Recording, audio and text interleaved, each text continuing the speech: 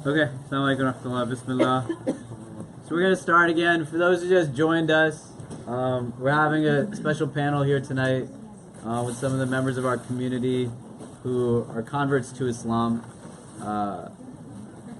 We had the benefit of hearing from 3 people so far who just kind of outlined for us what it was like before they became Muslim and why they decided to become Muslim. So we're going to hear from 2 more people. And then I'm just going to ask a few questions that all of you, or a few of you, as many of you would want to answer. We'll open it up for questions to people in the audience as well. If on the live stream, you can just put some of your questions in the live stream comments, and I'll read them off of there. Would either of you want to share, in a similar kind of fashion? Would be great. Yeah. My name is Karen Jusenvai, and I was actually raised in Massachusetts. I'm of Irish and Scottish descent, so I was raised as a Catholic. In my family of origin, I have 1 brother and 1 sister, and my parents. And my parents really encouraged us to attend church and to attend CCD, the Catholic Christian Doctrine teachings. I was taught by nuns. And, we pretty much followed the rules of Catholicism. But from the time that I was about 6 years old, I found myself questioning certain things that were going on in the religion. I didn't really understand why I could pray directly to God, but when I wanted to ask forgiveness, I had to go through another human being for that. That was one thing. And also the Trinity was something that was always confusing for me, because I couldn't understand how, if God created the earth, how his son, who was born, obviously many years later, could be part of creating the earth. I don't know, there were just a lot of things that were a little bit strange for me. So I really consider myself a seeker, and similar to a lot of the other, discussion that you've heard today, there are definitely similarities. I really feel like it was a lifelong journey for me as well. But some of the more defining points for me was that I was actually in the military. I was a medical logistics officer in the Army for 20 years. And that work brought me to Germany to do humanitarian assistance missions into the former Soviet Union.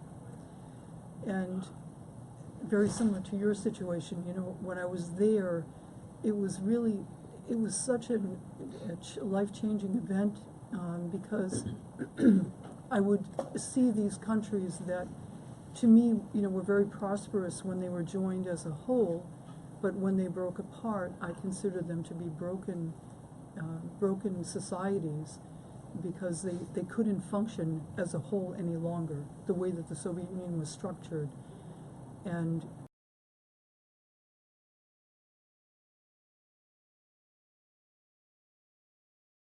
for food, shelter, and clothing, poverty different than our poverty. There wasn't necessarily drugs and alcoholism connected with poverty there, which was also a very kind of inspiring and, questioning moment for me. But, I said, why God?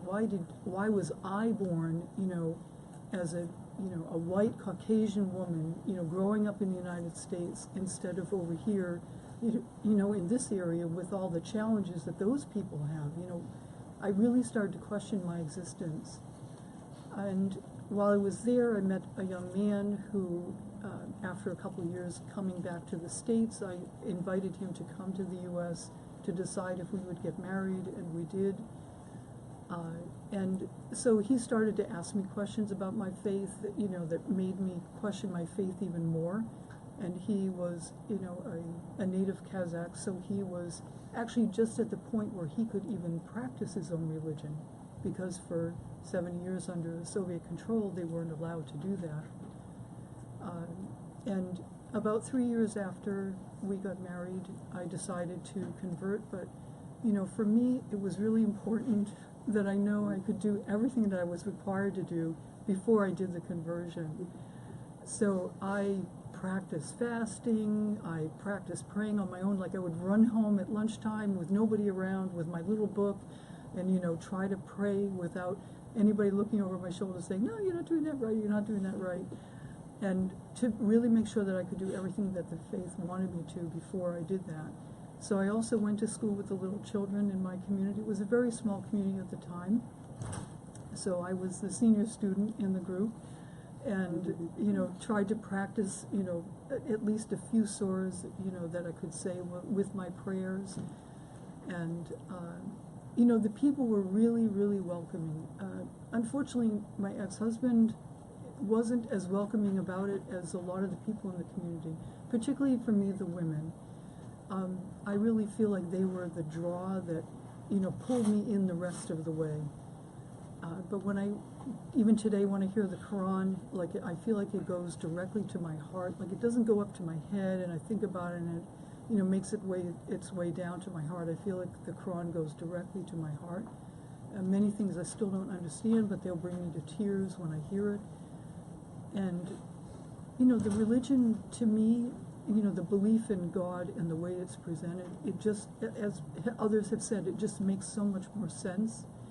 And, you know, after I proved to myself that I could do everything I needed to do to become a Muslim, then I made the decision to accept Islam. And that was about 17 years ago, actually, almost. It was quite a while. I just want to put a plug in for ICNYU, because this is also a very inviting and inclusive group of people here. You know, where I was in Maryland, we had one mosque, one group of people, but New York provides such opportunity. If you're not happy with what you have, you've got plenty of other choices and places to be, but I really appreciate ICNYU a lot. Thank you for being here for us.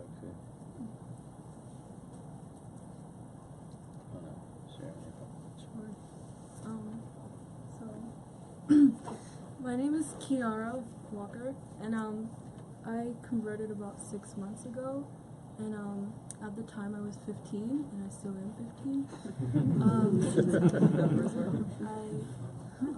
My process of like converting was very interesting, because like people always ask you what made you convert, and like one of the things that made me convert was pretty much like reading the Bible. Like Christianity made me convert, because like I would read the Bible and I would see things in it, and I remember reading one part of the Bible, and it said that whenever like a woman is praying or prophesying, she has to cover her hair, and like other things in there, and like that really drew me to like the modest side of like everything. And when I would do that, it was like people would look at me like I was crazy, because like I would come to church like just like this, and people would say like you know, like, we're Christian, we don't do that anymore because that's a part of like Babylon tradition, and they used to do that in the old times, and no one does that anymore. But it was in the New Testament, so it should be more relevant than, I guess, the Old Testament. But anyways, yeah, so okay. People can also move up, just if you want to get closer, if you can't hear. Especially if you're sitting in the front, there's a lot of room. You scoot up, people behind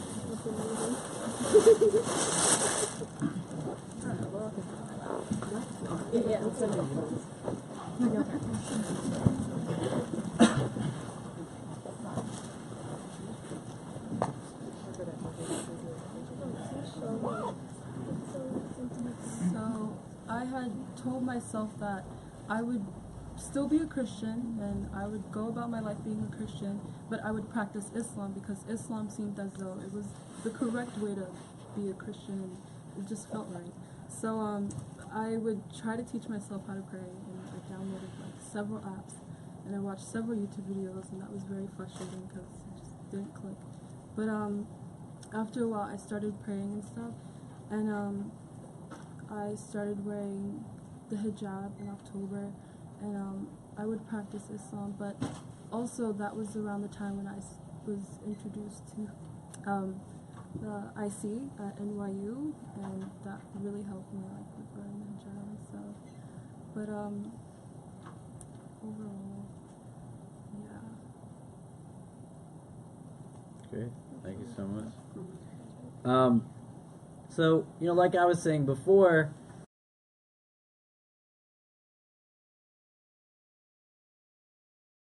opportunity to converts to speak, it usually exists in the frame of what the first part of this discussion has been. We'll ask people to share with us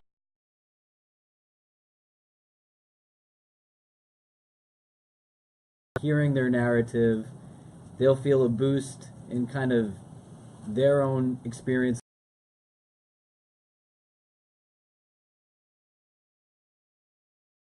I think when you build community and you build intentional community, it necessitates in order to really assess and affirm what it is that their needs are. And there's a lot of complexity that exists within all of our identities, but when you look at the specificity that is tied to the convert experience, it can't always be understood through the frame that many people try to understand it in. And I don't want you to think about this in the frame of just good and bad or right and wrong that then has you put your back up against a wall in kind of a defensive mode, saying that, well, this is why I tried this or this is why I did that. But to be able to just, again, listen and hear. Because a lot of what that'll do is broaden for us our perspectives and tie it to understandings that this religion is a lot bigger and broader than sometimes we understand it to be. And what it is that we try to paint in a brush of a collective we can at times be quite exclusive when someone doesn't fit into that we. Or experientially, when someone is coming to ask us a question, yielding to the fact that not only are you Muslim longer than I am, but the fact that you were born into Islam means that you probably know it a little bit better than I do, and we just give answers at times not really understanding that people have lived entire lives prior to the day that they became Muslim. They have family, they have friends, they've had life experiences.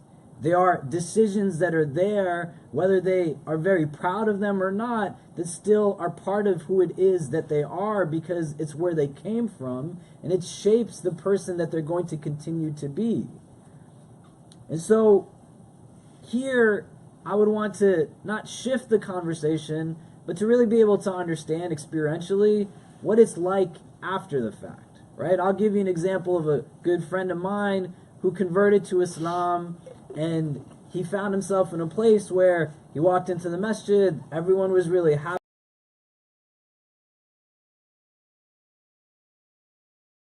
Frame of what it is that I'm thinking about when I say this. And so when he goes into the masjid and he takes his shahada, people are really excited and happy. A few minutes later, the first question that he's asked isn't about anything tied to what does it feel like or how are you doing or do you need anything. But someone says to him, do you have a girlfriend? And he says yes. And they say, is she Muslim? And he says yes. And they say, you have to marry her right away. And he says, well, they were Muslim and they must know this religion better than I do, so he married her. And as they went through the first few,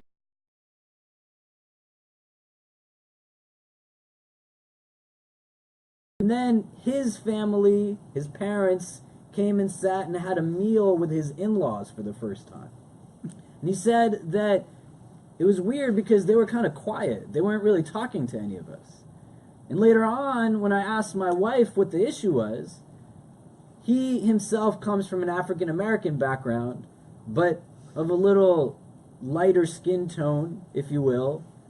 And his parents, who are also African American, they're black, their skin is darker. And the young woman who he was married to came from an immigrant background. I don't think it's important what part of the world, and if you were trying to figure out what part of the world are you assume, that's also telling you something about yourself. But she said to her husband, well, my parents didn't realize that you were black. And when they met your parents for the first time, that was when they finally understood that I actually married a black person. And then he said a couple of weeks later, her parents made her get divorced from him.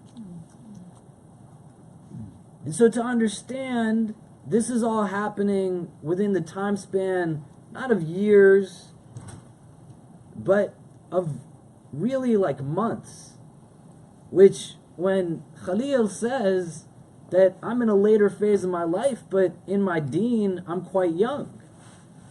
Experientially, an individual is still in those moments learning certain things about what Islam means through the practice of what it is that they're being engaged with by people who are only giving to them what it is that they're giving to them. Do you see what I'm saying?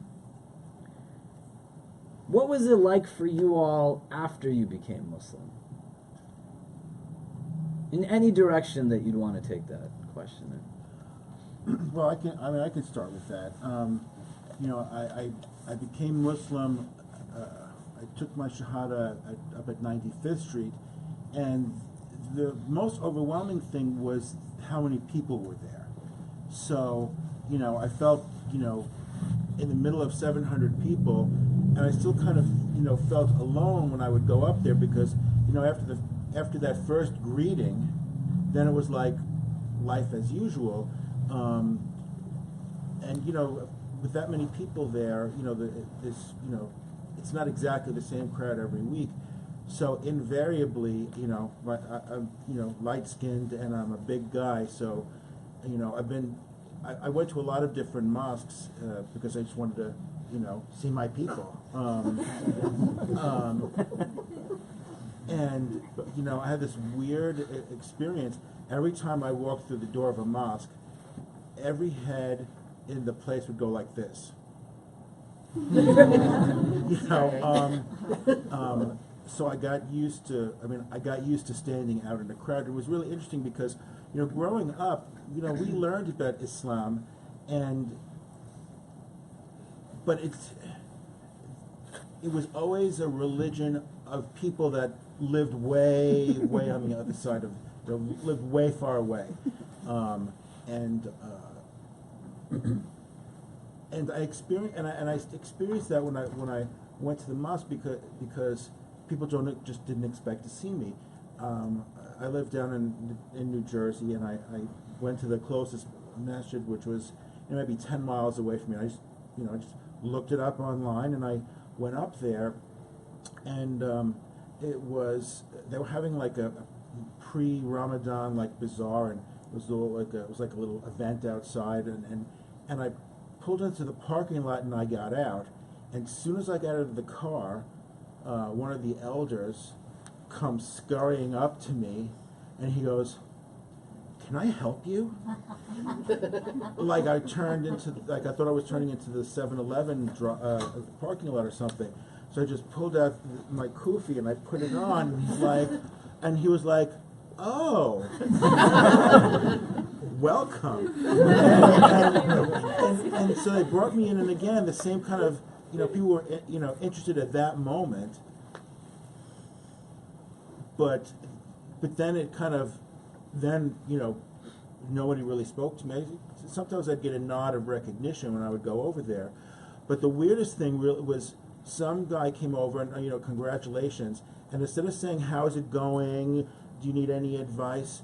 he looked at me with, you know, trepidation in his eyes, and he's like, "You have to get your parents to convert to Islam so that they don't burn in the hellfire."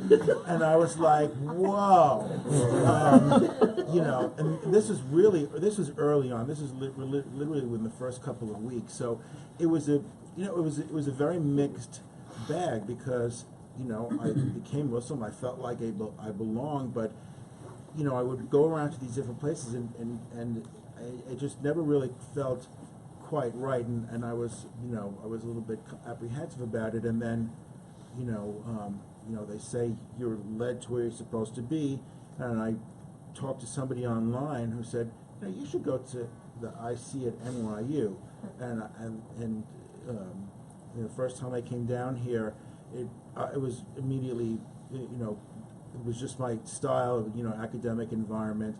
And I remember at the end of the first time I came to Jummah prayer, I'm kind of standing up on the side, just kind of observing, and Imam Khalid noticed that I was new, came over here and introduced himself, and he's like, well, this is your home now, and that really made a huge difference to me, because it was important that I feel comfortable in like a Muslim space, because my experience before that was kind of feeling still like an outsider, which was strange, because I wanted to belong there, and people kind of looked at me with, you're a convert, as opposed to you're a Muslim, and and the question I always ask is, how long do you remain a convert and not just a regular old Muslim? And I don't know the answer to that question, but so it's been a mixed bag, and the only place and then I went back to Saudi, and the feeling was exactly the opposite, because I went back to that place where I wasn't Muslim when I was there, and all of a sudden, wow, it's like Muslim Central. And let me tell you something, it's so much easier to be a Muslim in a Muslim country. I mean, there's a mosque on every corner. They stop, shopping malls, they stop. If you're in McDonald's, they pull the shades down. If you're in a supermarket, you leave your wagon and you go in the back, and everybody prays. And it was so easy to do that. And the weird thing was, people assumed I was Muslim, because I just acted like I belonged there. And one of my friends said, people think you're Syrian, so just and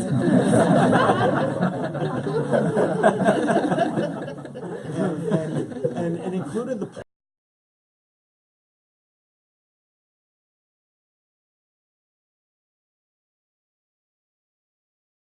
777, in the back of the plane, they usually have this area that's curtained off for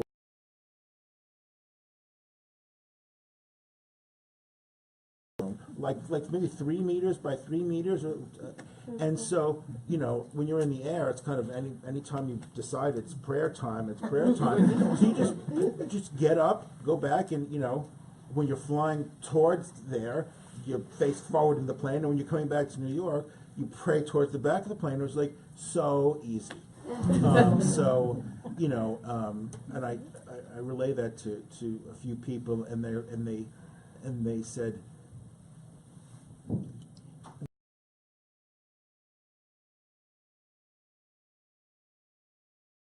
have to work to be one, the more rewards that you get, because you have to make that extra effort. It doesn't come as easy, but wow, it was really easy when I went back over there. So that's kind of I would say it's a mixed bag, because some people don't want to hear the story.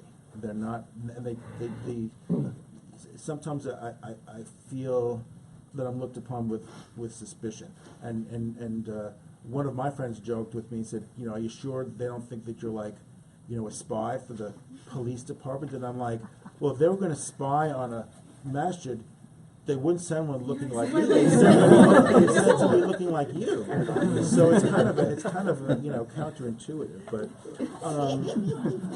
But I guess for anyone who just came in, you can't let those, it's human nature. You can't let little episodes like that get you down, because you were invited by the big boss. And so you kind of have to, you really need to take control over those experiences and kind of learn from them and be persistent. And, walk into a masjid, act like you belong. I went back to my alma mater in Cleveland for homecoming, and I went to the local masjid, which I was fascinated, and I went there for 4 years. I had no idea there was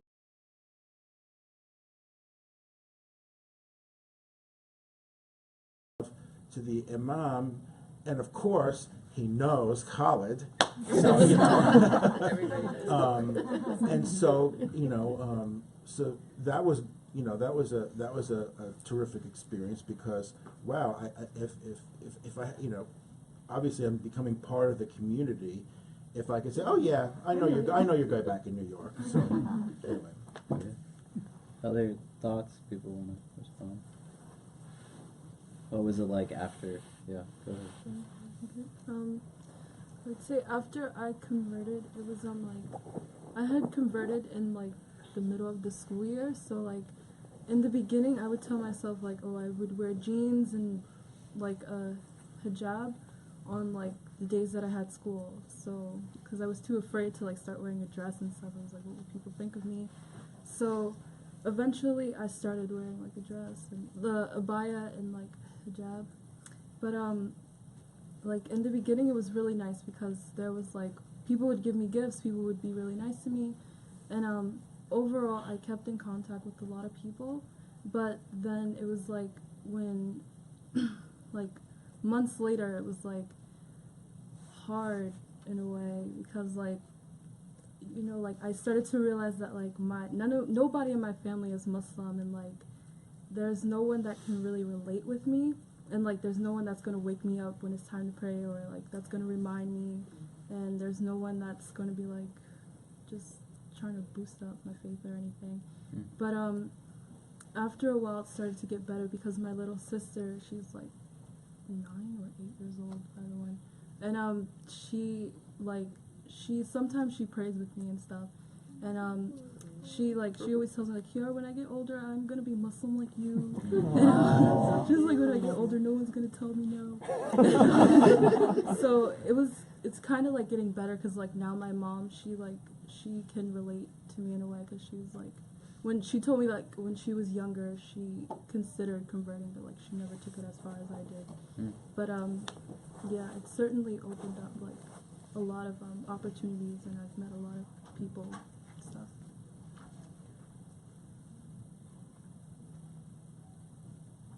I think for myself, the most challenging part for me was my family of origin. I had been supporting my husband in the community for 3 years before I converted, so I was actually kind of accepted in the community already, but my family of origin, a totally different story. Every single one of them that were still living was just like, you've got to be kidding me. What are you doing? You know, how can you take on another faith? You were raised in Catholicism. You should still be a Catholic. My mother, the first time I put, total Muslim garb on, she literally sat there and cried. And she was visiting at my house at the time, and within 2 days she went back to Massachusetts and said, I just can't be here now. And I credit actually 9/11 as being the force that helped her to understand the situation better, because she started, she was a big news watcher, so she started seeing, across the country, these people were getting harassed, the people were getting killed, blah, blah, blah, blah. And she started calling me to ask, Karen, are you okay?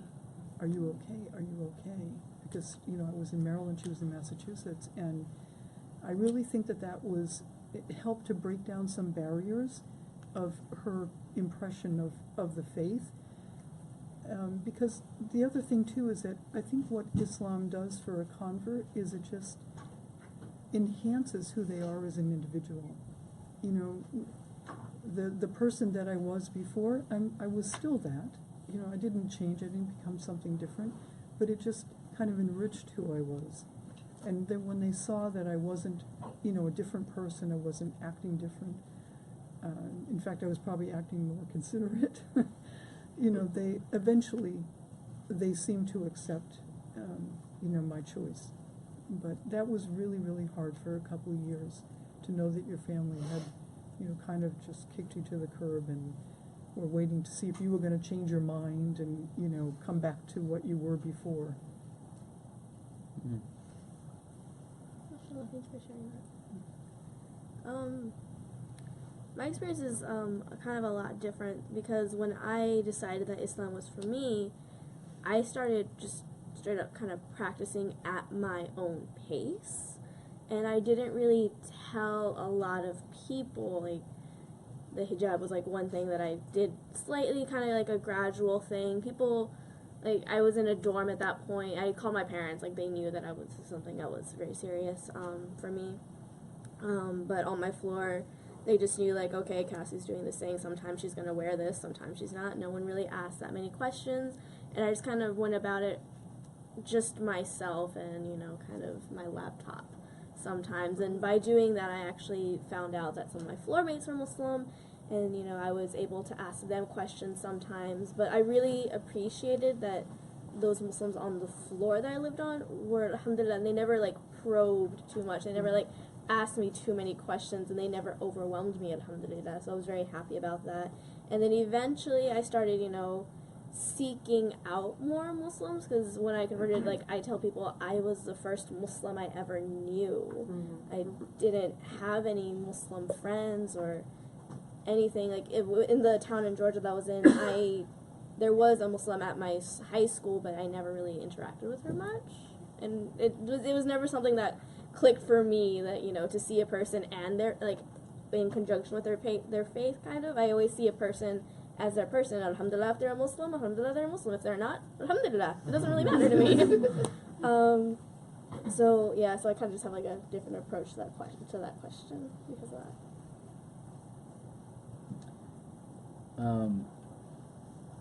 What was it like after you became a Muslim, just in terms of learning about Islam? When you had questions, you're looking for resources, how did that work? The internet is a scary place. Yeah. So just when we talk, if you try to enunciate your voice, and just in the interest of time, if we also try to keep, not answers short, like say whatever you feel like, but just so that, we're kind of mindful of the time as well. Yeah. I feel like everything that I've learned that was worth learning or that made sense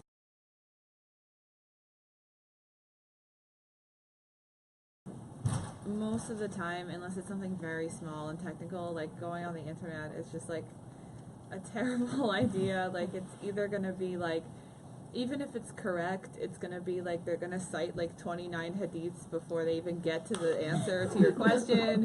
And like, I don't, like, you convert, like, I grew up in Boston also. I don't know why there's so many Massachusetts people on this thing, but unconscious bias on my part, sorry. And like, like, I don't, like, they're like, oh, but Aisha radiallahu anha.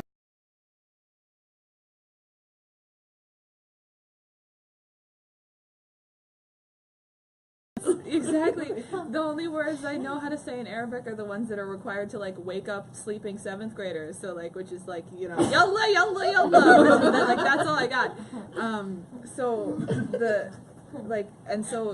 And on the internet, and then you've got stuff that's wrong for so many different reasons. Like, there's people who are trying to like,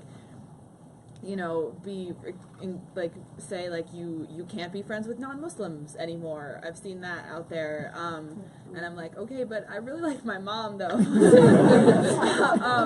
And then there's things that, like, on the other end, that's like, why Muhammad is a false prophet, and you're like, oh god, okay, I shouldn't watch that video. So I think as far as learning, like, it's all been here for almost everything, like just asking people, like Imam Khalid, or like we do have educational programming. We're working on making it a little bit more consistent for people, but you have to talk to someone who has a face and is real, because in my experience, like, talking to the interwebs is just not a good idea. Yeah, and I would just interject, as much as it is an opportunity to find humor, like, think about if you're the person who is the first Muslim you've ever met, is you yourself, and you're on the internet, and you've embraced something that you believe has truth to it, and now you read something that tells you you're not supposed to have any type of attachment or affection for people who are not Muslim. And it's not really funny at that point. Because in your head, you have to then be able to digest, well, how do I really engage my mother? How do I really engage my friends? How do I really engage my significant other? How do I find myself in a place where I really deal with emotions that I have that are positive emotions, that are uplifting, but now we're in a place where I somehow have to reconcile with something else that I've embraced as a truth that I can't really deny. And I know a lot of converts. In our community, we have a lot. My wife is a convert. I've met people who have said that they wished that Islam didn't make sense to them. that they could be in a place where they could just deny it.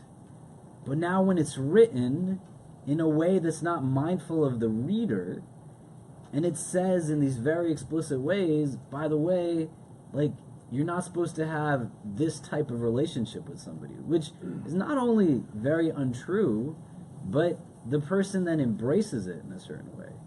There's friends of mine who are like big scholars of religion, who are converts, who after they converted, because of what people told them, they wouldn't even enter into the homes of their families. They damaged relationships with their families so much, and they would literally like live in tents outside of their parents' homes because Muslims told them you can't go into the homes of people who are not Muslim. And that frame is important to be able to understand. Whether you're born into Islam or you've converted into it, when you give somebody information, they're going to take it from you. And if you speak without really knowing what the consequences are, it doesn't mean that there's not consequences. And then you have to go back and repair certain things. And because most of us are not there beyond that day when someone takes a shahada, and we don't even ask the question, as we're laughing about it, why is she on the internet learning anyway? Like, where was I? Why wasn't I teaching her? Why not right after the moment she converted, I didn't jump to be her teacher, but as her sister or brother, I was her supporter, so she didn't even have to look to the internet. You see what I'm saying? And within the story, like, really hear what's being said. And think about it not through a prism that is just your experience, but understand somebody lived this. And if they believe that's what this new religion that they're embracing tells them to do, either they're not going to do it and they're going to distance themselves from something that they believe has validity, or they will do it and they're going to distance themselves from themselves even more. You see what I'm saying? What was it like for the rest of you? Learning, trying to understand, like deep in your relationship. It was stressful and scary.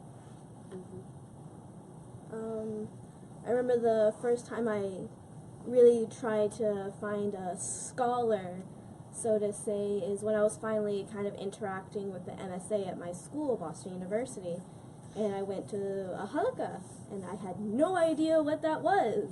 But I was excited, I was nervous, I didn't really know what to do or anything, but alhamdulillah, I was in a very good community there. I felt very supported, and when I graduated, I actually went to our chaplain, who was a student, PhD, I think, student at another university. So he's a very young man, but alhamdulillah, he takes a lot of time to learn on his own and try to teach others.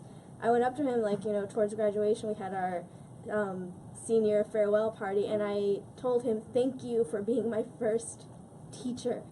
And like, it was like this moment for him. It was like, oh my gosh, I was this woman's first teacher as well. Like, the brothers and sisters, when someone takes their shahada, you are our first teachers.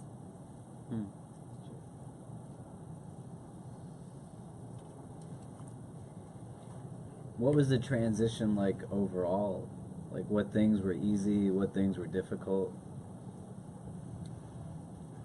Well, I taught myself how to pray using YouTube videos. They're like little cartoons of a 7-year-old Egyptian boy, and I used it on my phone, and I just followed it and kept following it, and I wrote it out on an index card, and like within a month I could do it. So I was pretty psyched about that, because when the first time I could do the prayers completely by myself, I was really proud. But the on the other side, it was weird, because people, will tell you things kind of in absolute terms, even though it's not true. But I didn't know it was not true. I didn't know in the beginning that there are different schools, and as long as one of them says it's okay, then you can kind of choose it. And one of the ones, I think I've mentioned before, I got into a huge fight online with a guy about making wudu over socks, because he insisted that when I was at work, I had to take my bare feet and lift them this high and put them in the sink where my coworkers like come into the bathroom, like, I can't do that. And he basically said, you know, you absolutely have to, or none of your prayer is valid. And it really freaked me out. And another one said, you know, I can't wish my mother a happy Easter, because if you wish a Christian a happy whatever their holiday is, then you know you're adopting their religion. And I had a big fight about it. I'm like, well, no, I'm not celebrating Easter, but I wish my mother a happy Easter because I wish her to have one. And there was a lot of examples of that, and I mean I happen to be lucky because, you know, all of my friends back over in the Middle East, you know, you have WhatsApp, you basically have an instant, you know, communication, and so I really reached out to them a lot. Where I was like, someone told me this, and I would send it out to people, and I would say, don't, you know, just ignore that. You're doing it, you know. Questions about like halal meat and stuff like that. A lot of the stuff came up, so it was a little bit overwhelming in the beginning because you want to.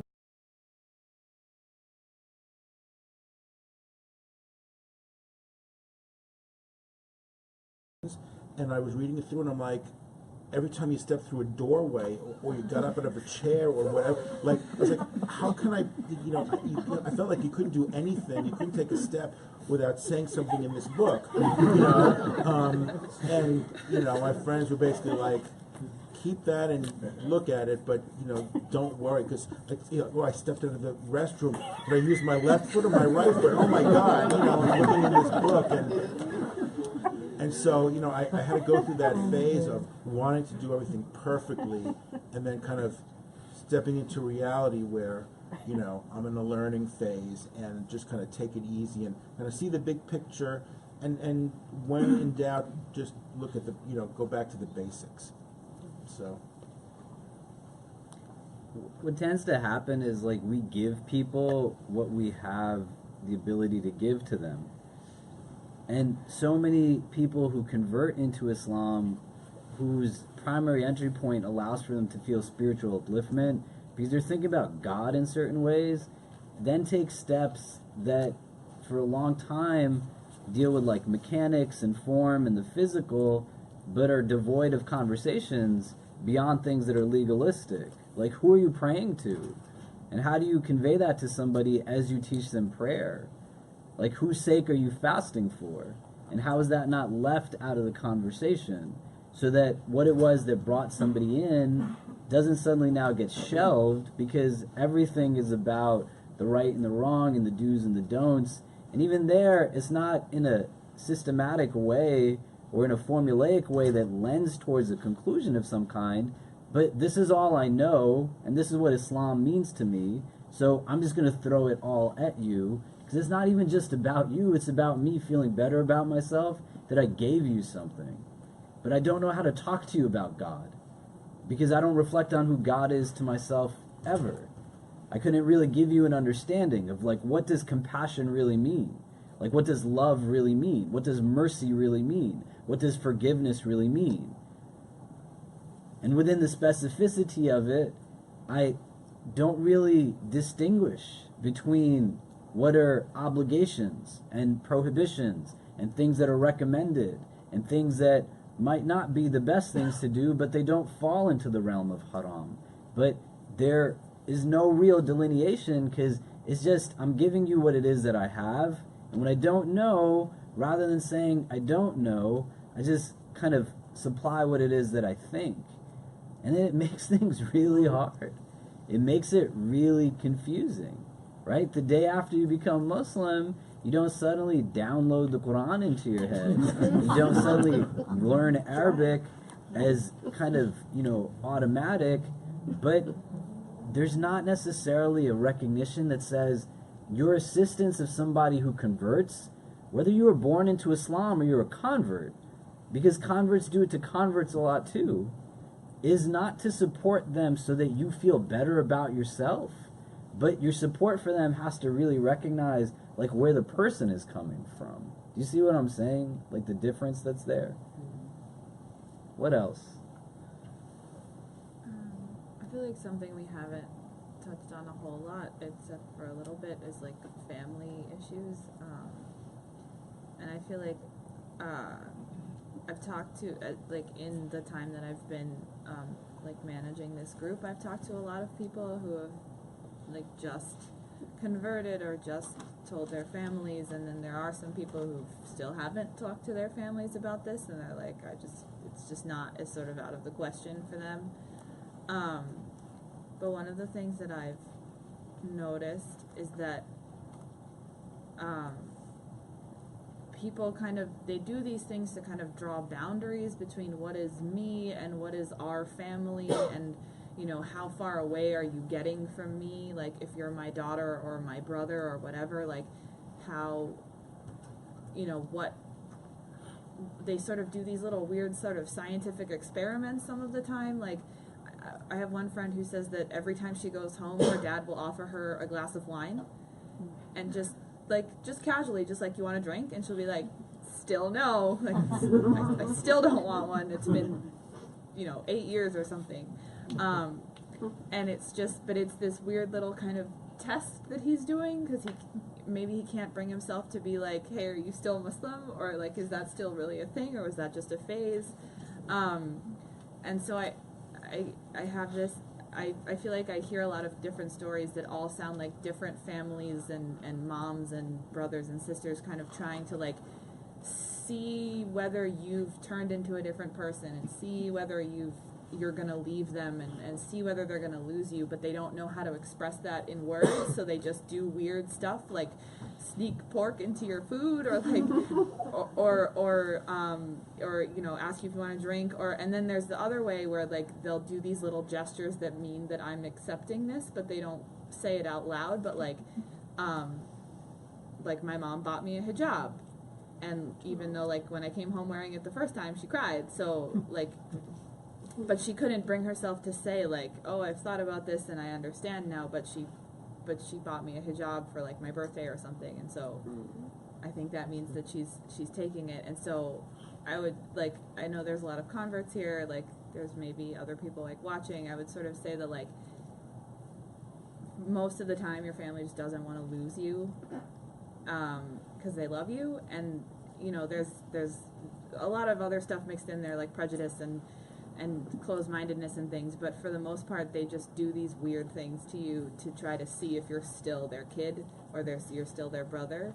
And I've seen like it over and over again with lots of different people with lots of different backgrounds and stories, that like eventually the little weird science experiments turn into like weird science experiments of acceptance rather than of like rejection or of testing you. So I don't know, yeah, but that's just what I've noticed.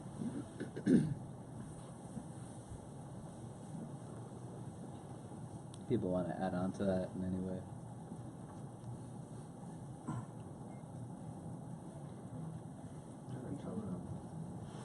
Sure. At the end, we're going to take some questions and comments. Yeah.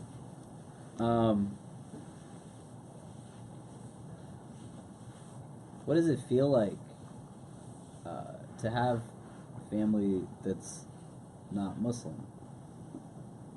What does it feel like to have family that is Muslim?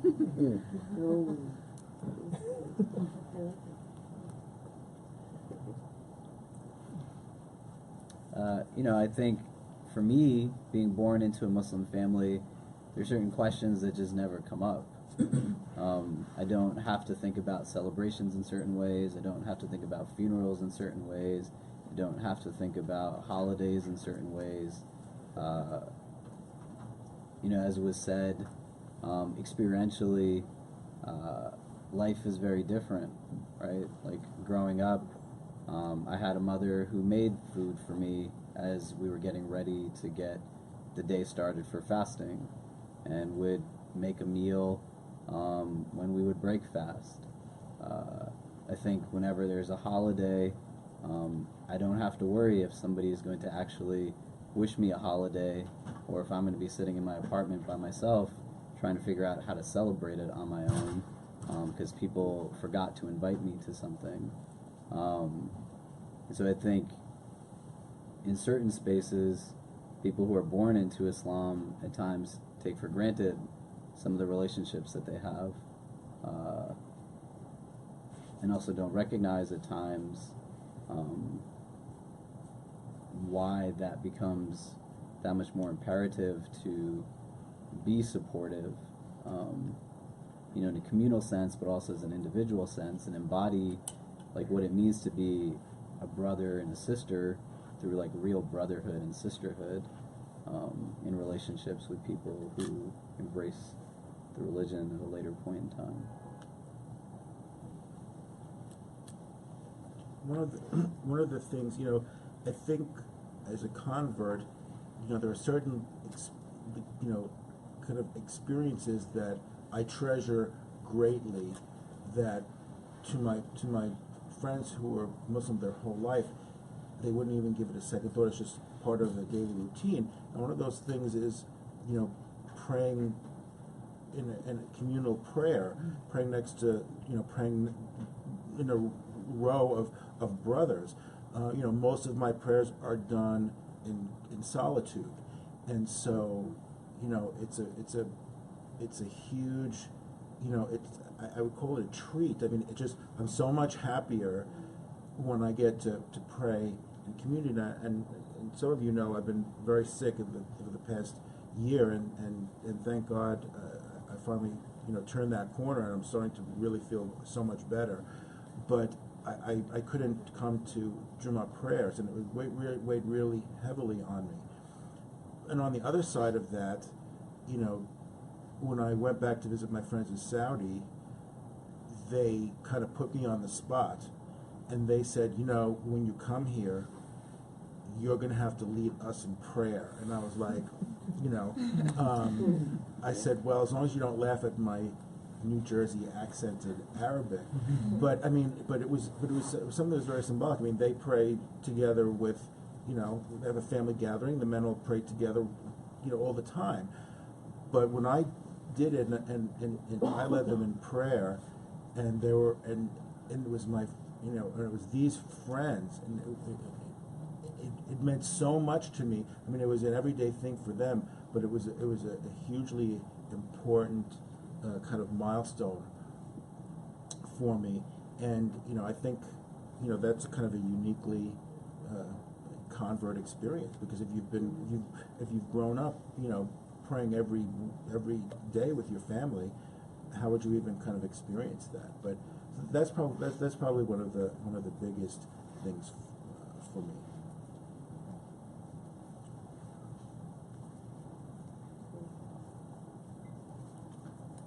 Yeah, I think I feel like I'm really lucky in that I've sort of you find like a family here, especially if your family like as accepting as they have eventually gotten to be. Like they're still in Boston, so but every once in a while you do get this feeling that like I need them, like I need my New York family sort of more than they need me, because like if like I've met a lot of amazing people here, and that's great, but like if they all have their family or their other friends, and like this whole sort of like network that they've had because like ethnically or whatever, like they have all these people that are kind of built into their lives already, and I don't, and so like I need them to like I'm kind of like, I'm not sure how to articulate this, like I'm dependent on the fact that they're gonna reach out to me every time, because if they don't, then like where else am I supposed to go? So yeah.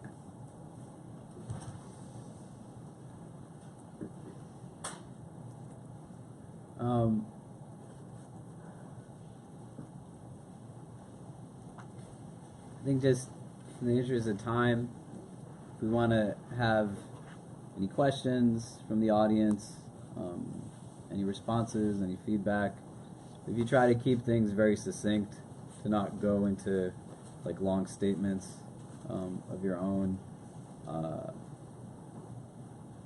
whatever it is that you feel like would be important to kind of bring up, we could take a few minutes for that right now.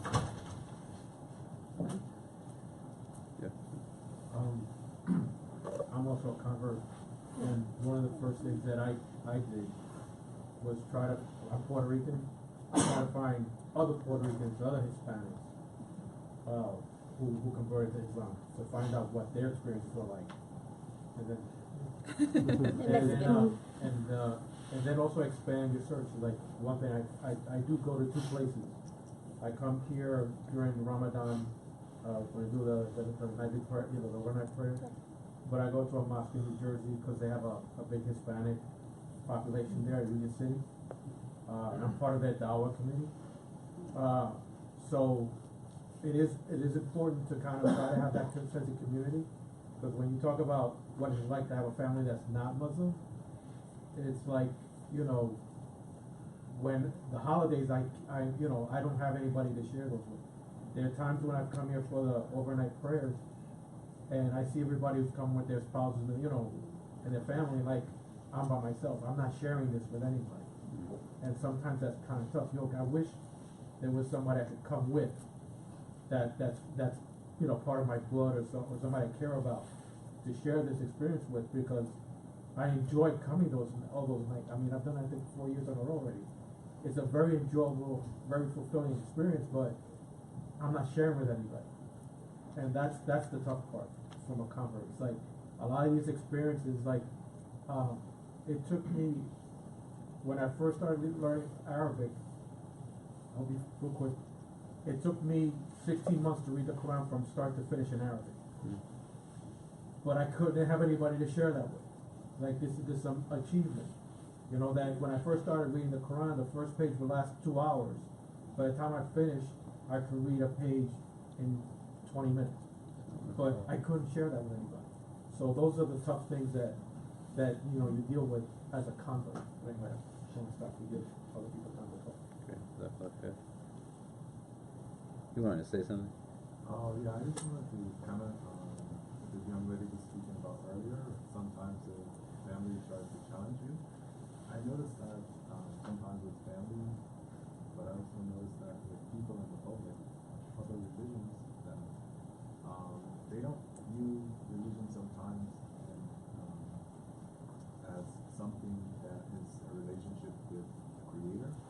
They view it in a more personal way as kind of like a sportsmanship. Like one religion is superior to another because of a name, and irregardless of what the religion is founded on, or the tenets of the religion that support the religion, they focus on a name or a personality. That's the main argument. And I just wanted to say that when you encounter those situations, if you can shed some light on the person, that's good, but if not, you should turn away from those kinds of conversations, because they don't help our spiritual growth. Yeah, Marlene. Assalamu alaikum. I would like to invite everybody, converts and born Muslims, to welcome everybody. I try to do that when I'm here, and some sisters have pointed out that I am the first person, especially students, that when they come here as a new person, as a new Muslim, they feel welcome, because you talk to them, you say hello, you give them a hug, you tell them this is your home. Because if you are part of this community, everybody that comes here is part of this community. I don't have an ID that says that I'm part of this community. I participate here, so it's my community. And it's everybody's community, so it's everybody's job to make each other to feel welcome. So I would ask that we do that. If we see somebody that is by themselves, if it's a brother, it's your job as brothers to ask him, to welcome him.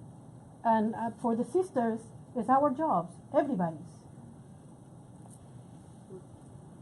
Thank you for saying that. That's really important.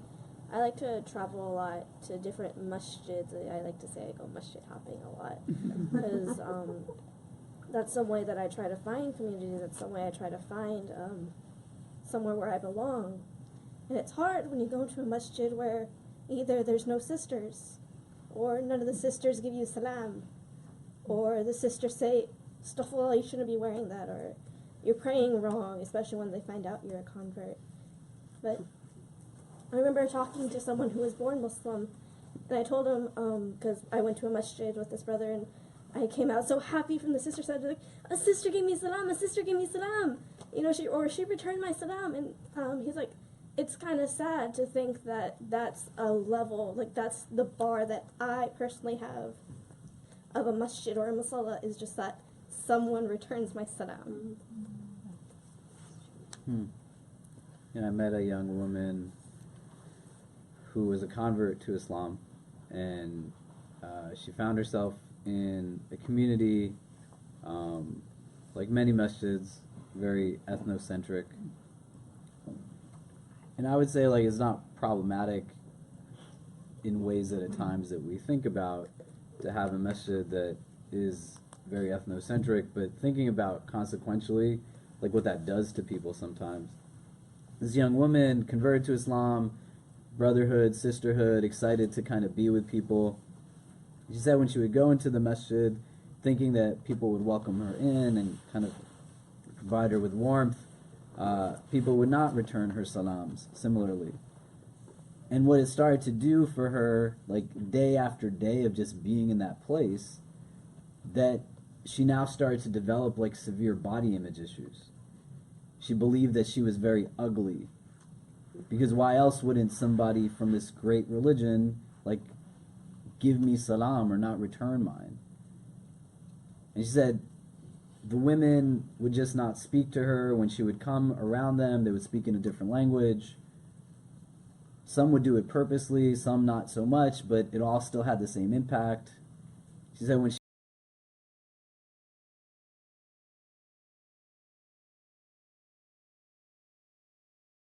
in a vacuum, like she believes that she is ugliness, right? She believes she lacks beauty, and you think and conceptualize what's going on in the psyche of somebody that if they already believe that they lack beauty, and now when they turn to you, you immediately turn away.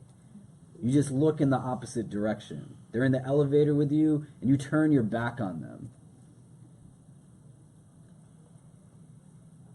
So she said she got to such a place of agitation, she couldn't even look in the mirror anymore. And where she got to was something that was so overwhelming that she tried to then overdose on different medications.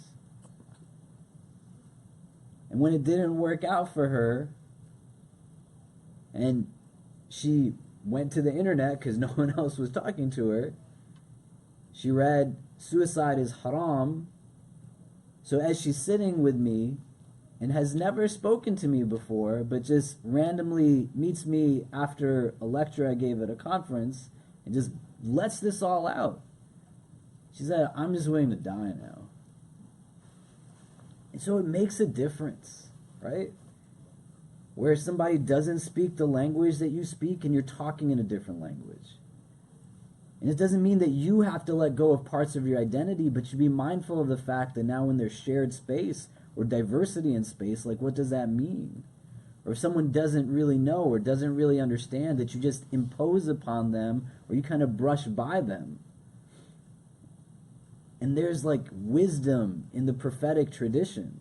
Where the Prophet ﷺ, he says that you won't enter paradise until you believe, and you won't believe until you love one another. Can I tell you what will increase that love? Just spread the salam amongst yourselves. And if you think about that, not in a Sunday school way, but in terms of the narratives that we're hearing, the presence of something can yield that muhabba, that hub, but the absence of it can lead to that feeling of marginalization and heavy isolation.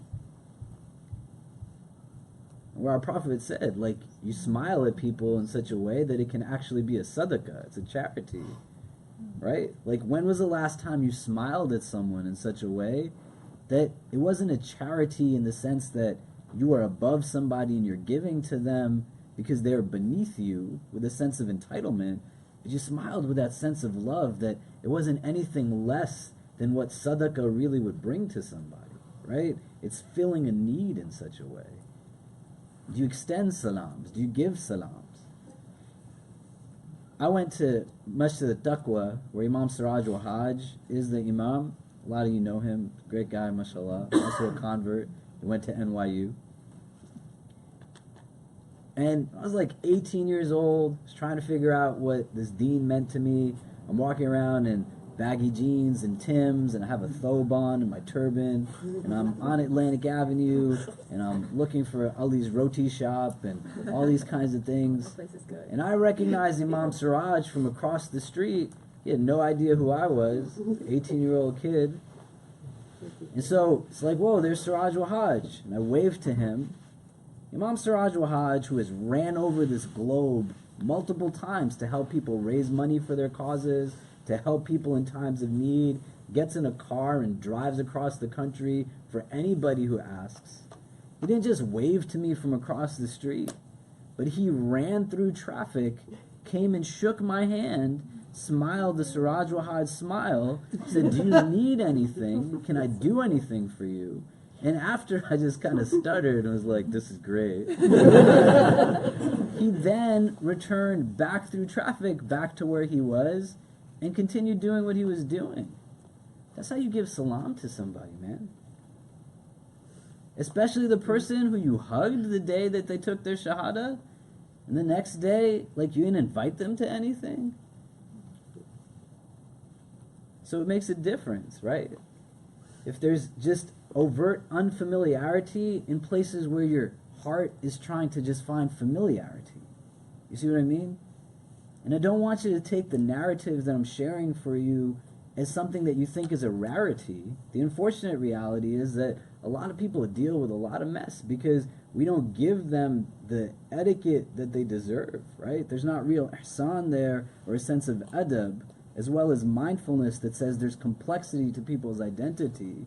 They're not just what we perceive of them, but they've come from a certain place. You see what I'm saying? I wanted to give, unless people have more thoughts or questions, any type of feedback, I wanted to give you all just some time to close out the conversation. I wanted to also just take the opportunity to thank you profusely for sharing with us your experiences, your narratives, what it is that you've seen and been through. I know for me, alhamdulillah, it's been a very eye-opening and insightful experience. And pray, inshallah, that Allah increases you all and makes you a continued source of benefit for everyone, and makes you from amongst those who are most beloved to Him. But if you want to take a few minutes to just share any closing thoughts, closing remarks that you feel like we would benefit from, then we'll make a quick dua and pray Isha, inshallah.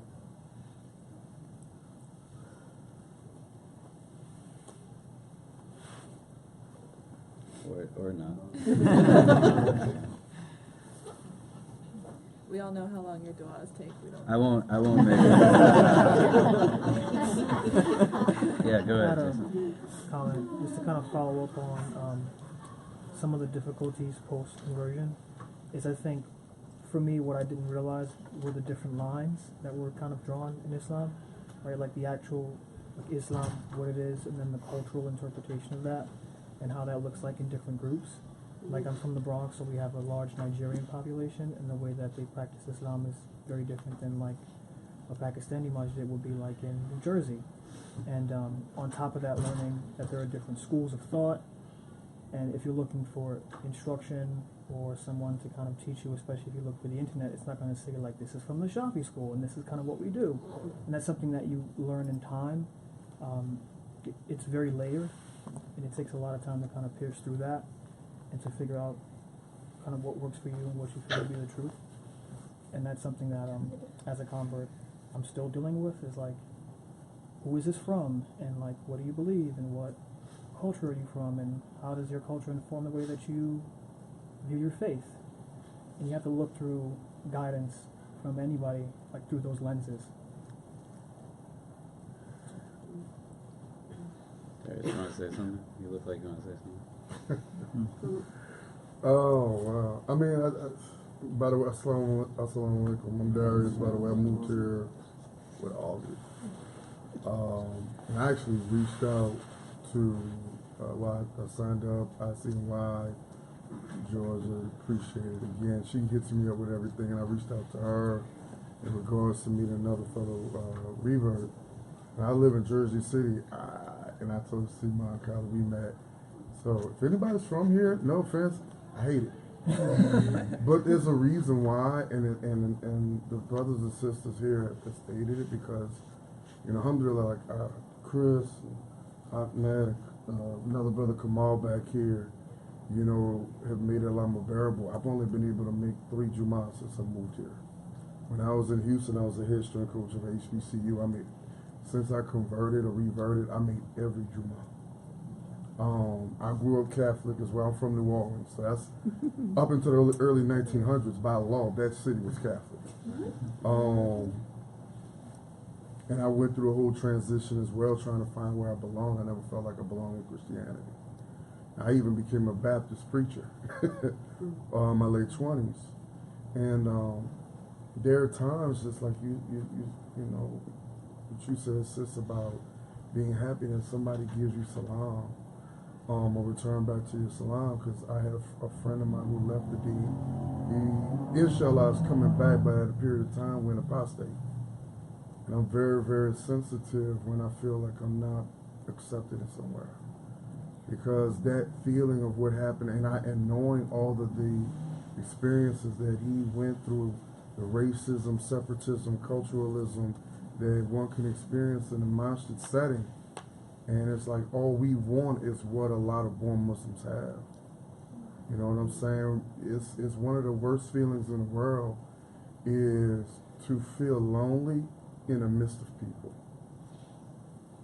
You know, because it's a situation where, you know, of course, for whatever reason, and I don't know if anybody else's situation is different.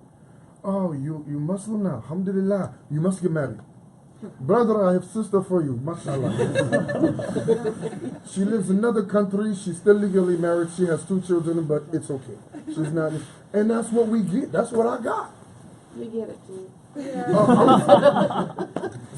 But not knowing and having these kind of dialogues, yeah. I mean, I think that needs to increase, and that's big for me, but, you know, like when it goes to the holidays, it's scary. Like, I'm afraid to go through Ramadan here. Because everybody that I knew that was a part of my community was in Houston. You know, it was my brother Bashir, and like Chris and I, we both shared the Maliki Matab. And so I guess I kind of latched on to him real. That's my dude, for real.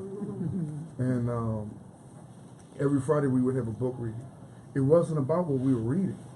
It was that so we as the brothers and their families or whoever, somebody would sponsor that night. If you haven't eaten that night, there were times I didn't eat.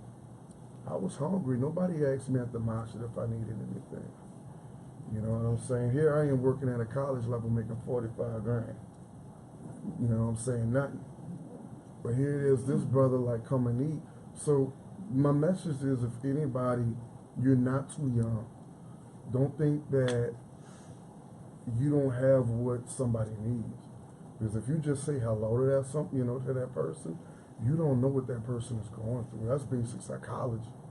If you smile and speak to that person, it can mean a difference of them. And I know this is on the extreme. It can change their life. It can keep them from possibly taking their lives. Because it's hard hearing these stories because I go through it all the time. You know what I'm saying? There's times where I'm like, I talk to Allah, I don't want this no more. Inshallah, I made 3 years in July 27th. And there's times where I don't want to be Muslim anymore because I love it too much. It's the most beautiful thing in the world. I've never felt this connection with my Lord before. But then at the same token, to know where I'm in a place where I have to wear somebody else's cultural clothing because the brother says I shouldn't wear tights underneath my shorts. Astaghfirullah, brother. Dude, if you got looking at my calves, we got a problem. You know, or I shouldn't pray with my hands to my side because that's wrong. Dude, you just straight, what, how old are you, 12? 36 years old? Go sit down, son. So being able to have somebody I can speak to, like older brothers, oh my God, there's this older brother that's like 90 years old. You see him, shakes your hand, automatically gives you dua. He keeps me going. Having that keeps you going. But then it's those times when you get bombarded with so much judgment where you can only, and I think we've all been there. I don't care if you're born or revert, where you just don't feel like praying. You just don't feel like being around anybody. You know what I'm saying? But it's situations like this, mashallah, this is what we need. You know what I'm saying? So if you see somebody, just speak to them. Give them salam. You know what I'm saying? It makes my day. Yo, they say salam. Okay, cool. We working with something. And that's my time, because I don't want to, you know what I'm saying? Because I'm going to get too emotional. For real. Thank you, brother. Jazakallah. Do you want to say something? Yeah, it's kind of like a question, but it's also kind of like, I guess where I'm coming from is, so I have a very different experience. I grew up as a very religious Orthodox Jew, and there's not a lot of Jewish converts that I ever encountered. It's very, very hard. And I was just wondering if you could just think about, or maybe take it away, is there any sort of part of you, because I was very practicing and I believed my religion. I didn't know there was anything else. My ex-husband was how he got introduced, and so I still, there's certain parts of my belief that came from my upbringing from a different religion. So just like, is there any sort of way that you have to like reconcile parts of who you used to be with who you are now? And like, for instance, like I confront, like my whole family is, very Orthodox, and they confront me all the time and say things like, for instance, like the Prophet, sallallahu alaihi wasallam, they don't say that, but they're like, how is he just a prophet? Like in the Judaism belief, it's like, it's a false prophet. Stuff like, I believe in the prophet very strongly, but like, it's kind of like you're confronted with these hard questions, and you used to believe something for so long, and then you believe, because I don't know if everyone, different people, come to the faith with, no background in spirituality or anything, but I came with strong certain pieces of spirituality that now I'm trying to grapple with. How do I be parts of me who I used to be? I'm still that person, but I'm a new person because I have Islam. So, like, I was just wondering if there's any way you try to like kind of like reconcile or fuse parts of your old self with who you are and still are, because you're the same person. So that's just kind of my question. Does anyone else? I just want to say, for me, I view it more as a starting place than anything, because I grew from these past experiences, these past beliefs. So I don't regret those beliefs. I don't regret that I thought that way. I just felt that it was a chapter that I needed to take to further my deen, really. If back then, when I believed that there was no God, there was a period of time when I did believe that. If I didn't have that phase of my life, I don't think I would appreciate Allah as much as I do now. I would say, like, I came up from, like, a background that was kind of similar, but not exactly the same. Like, we were Seventh-day Adventists, and, like, a lot of things, it's a part of Christianity, but it's, like, a lot of things is very similar to, like, Jewish tradition and stuff, but, we don't acknowledge anything that Jews would. But, yeah, we were Christian, but, like, we didn't eat pork, and we dressed modestly, and, it was like a lot of that helped me to become Muslim and to kind of like be okay with that in a way. Like, I was already used to like not eating pork, so that wasn't big for me. But like at the same time, like we emphasized a lot on like being a vegan and being vegetarian. Like one big thing was like not to eat shrimp because they're bottom feeders and algae and all of that. It's not good for you. So like now, like I'll go to like the halal food truck with my friends, and they're like, "Oh yeah, let me get a shrimp biryani or something." And I'm like, but like when I was Seventh-day Adventist, I didn't eat that, so like it's still kind of hard for me to like just start eating shrimp. But yeah, I think it, like she said, it does help you form into who you are now. May I suggest maybe that in the future we can have maybe a class or a halakha where we can discuss and unpack the things, like what are the commonalities between the three Abrahamic religions, but from the convert's point of view, and like address like her question and maybe my questions from Christianity, and to speak about it openly and not be shy about anything, and just to deconstruct the things. Because sometimes I also have that as an attack from my family, to not to believe in the Virgin Mary, not to believe in Jesus anymore, and to be in the Son of God and being God, because there is this mixed thing. And how do I answer that? How do I? So that sometimes it shakes us. So Sure, I yeah. think that we need to address it like in terms of education. Well, I mean, I like to add. I mean, it's interesting that you bring this up, because as part of my kind of process, I kind of looked at, you know, I was very familiar with Judaism because of where I grew up in New York, and I grew up a Roman Catholic, and then so here's Islam, and you know, my initial impression was that it was going to be totally different than everything. But when I looked at it from a kind of a academic perspective, it was really interesting, because I find some aspects of Islam to remind me of Orthodox Judaism, and there are other aspects of it that remind me of Catholicism, and it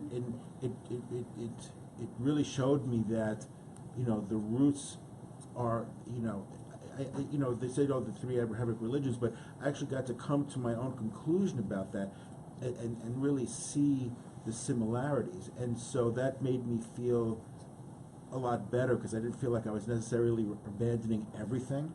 I just had to give up a few things and you know, take on a whole bunch of other new things, but and I think it would be cool to have like a comparative study, because I just don't think people really give that a lot of thought. Great. You want somebody to say something? So I think just. I was going to say, I have a quick question, I'm sorry. So, you guys are, you know, as you're coming into religion, you were learning a lot yourselves, but I'm sure there were a lot of people asking you guys questions, family, friends, people who don't practice.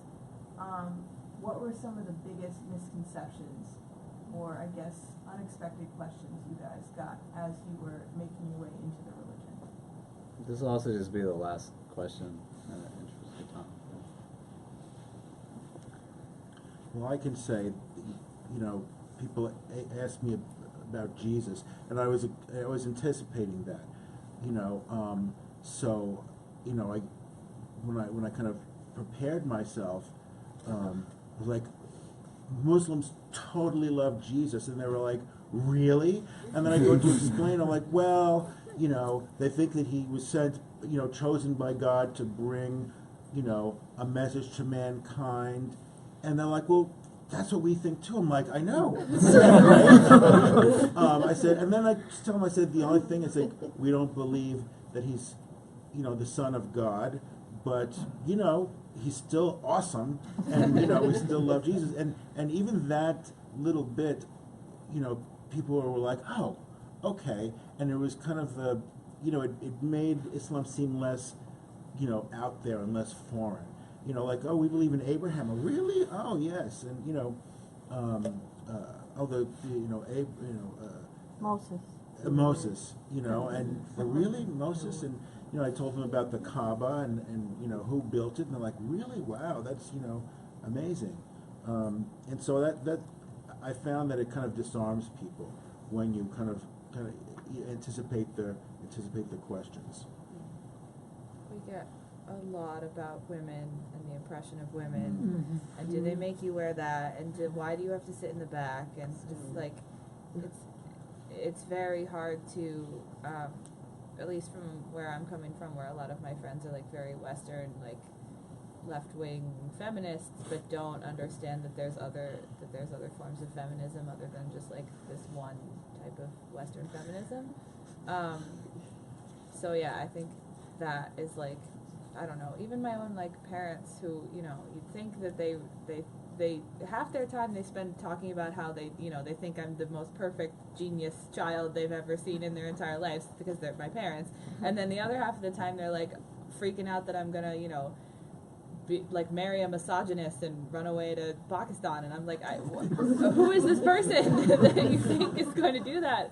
Because the just like the messages about Islam and women are just like so overwhelming all the time, and like from the news, and so it's a lot of stuff about women and oppression, and Georgia, again, married? Colin, can we not do this in front of all these people? This is an inside joke that does not need to be taken to the world. I wasn't joking, I was just asking you a question.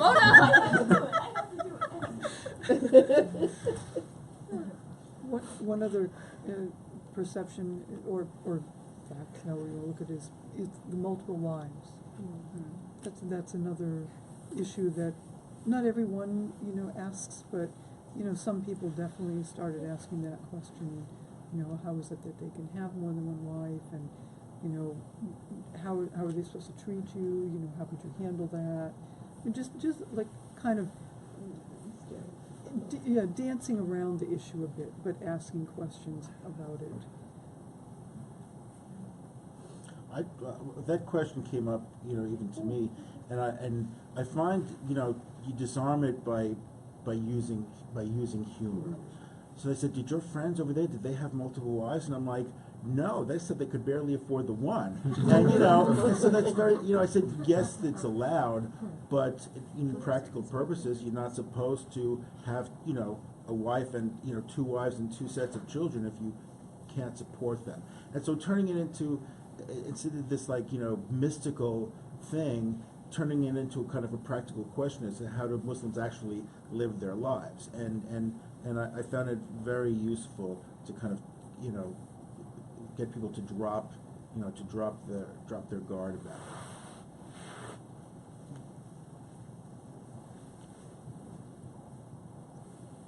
I think one of the things that I've seen from sitting with a lot of converts is that the theological questions come up, but the underlying basis is that there is a lot of commonality, and issues that people have with Islam then don't necessarily have to do so much with things that are legalistic or theological, but deal with a lot of issues tied to like race and ethnicity and class. And I think the way Islam gets racialized, especially in this country, has people in a place where the question of why comes up in a lot of different ways. And I think that being one box, but another box being a question of why, that even if this is something that appeals to you, why would you want to do it? Why would you want to pray 5 times a day? Why would you want to fast? Why wouldn't you just eat? And I think, the question of it being tied to a system that's not just about practice and ritual, but a system that's about ethics and ethical conduct, and questions tied to morality, but not in a frame that's always absolute, that you just have what's moral and then immoral, and it's only those 2 boxes, so that there's not real substantive conversation about morality, because it always assumes that anything that's not that must be its absolute opposite. Has people ask a lot of questions well, why would you want to do this, right? In a society that breeds individualism, in a society that tells you, to be very consumer driven, in a society that tells you to really feed your physical, why would you adopt a lifestyle that teaches you to take care of your heart, or to be more focused on your internal or your spirituality or concepts of God at a time when the embracement of that which is secular or liberalism is just an easier option, so to speak. But I think the elements that are tied to race and privilege become very underlying in some of these questions, where even at the surface level it's we share these things in common, or I didn't know that, but it doesn't get to the depth of the otherization that happens when people adopt Islam, right? And we're sitting on a panel right now that has people of very diverse cultural backgrounds, but it's not that to be Muslim is kind of analogous to committing cultural apostasy, which it's not. You are who you are innately. but the society around you, through the racialization of it, would lump us all together in one box, right? Whether we're black, we're brown, we're white, it's just you're all Muslim. And I think some of those questions that get posed through that frame, they might manifest in questions of theology, but they're really kind of rooted in something other than that. Does that something make sense? Yeah. Great. So I'm not gonna make a dua because Georgia made me feel Georgia said not to. I didn't say not to. I just to let you all know, hour. there's another event tomorrow. This is part of a broader week that our converts group is doing. If you're not aware of our converts group, it's called Conversations. We put a T in parentheses after the R, so it says Conversations. We do a lot of different events and programs. This entire week is dedicated to programs and events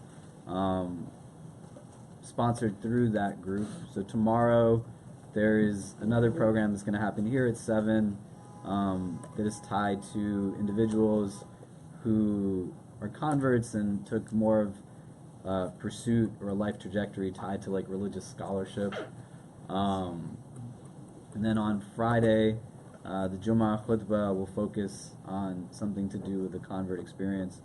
I don't know what that is because Georgia didn't tell me what to talk about yet.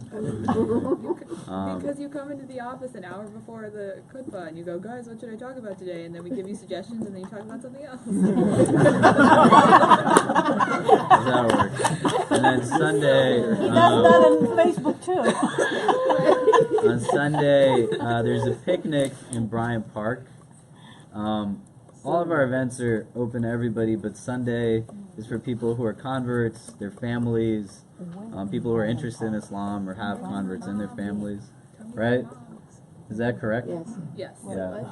So yeah, the Sunday picnic is for sort of converts and their families and invited guests. So if you are interested in going to a picnic and you're not a convert, just wait one more week and then you can come to the IC picnic, which is open to everybody in Prospect Park. How welcoming. Is the convert picnic sponsored by Honest Jobs? Is that what we're going to do? The convert picnic is sponsored by us. Georgia picked a park that doesn't let you barbecue. Georgia. Okay, now this is my fault. It's a potluck. Everybody, we're a diverse group. We can all bring lots of different delicious things. It's a bigger picnic the next week in Brooklyn. We're just going to have some burgers and hot dogs We and will vegetarian stuff too. put something. We have to get there early and like stake out a place. So I'll put a thing on Facebook. So if you have specific questions, I'll wear you this could just and then ask you'll see me afterwards. all the way. We have like a very large convert community here. In a given week, anywhere from 1 to 5 people show up at our center on their own. You know, they're interested in Islam. They've lived in a Muslim country. They have friends who are Muslim. They have a significant other who's Muslim. For some, it's a very private experience. For some, it's something that they want to have communal support. We're going to be putting in a lot of time into building out more resources that'll be tied to like real training. So it's not just I feel like helping someone, but if you want to be that resource for somebody who's going through this, then you'll commit yourself to going through the process of being able to learn some of the nuances that go into it. Because as you can see, you have people who share a commonality in La ilaha illallah, but there's still diversity that's there, right? This is not a deen where everybody's just the same. And so for us to recognize that, we can't treat people always as we would expect ourselves to be treated. We have to kind of understand a little bit of the complexity that's there. So we're looking to create some different mentorship type programs, some big brother type programs, for a lack of better words and descriptions. When that happens, we really need everybody to kind of participate in it. Just as the community is getting larger, and this is a community in the thousands, we just need that many more people to kind of step up and help, not just with this, but with other things. And around like the literacy issues, religious literacy, scholarship, we're hoping, inshallah, before the end of the summer to have someone hired who is a scholar in residence here, who will help us to build out more of a robust program structured around that as well. But those are just things for you to be aware of. It says whether you are a convert, you're born into Islam, you can still play a big role in helping us to develop things for this segment of our community. So if you're here, just make that commitment to help us make it that much more of a meaningful and robust entry point into our broader community, inshallah. So we're going to pray Isha in about 5 minutes. We'll call the adhan. People who want to make wudu quick if you need to. And then we'll have our regular halaqah next week, inshallah. Assalamu alaikum wa rahmatullah.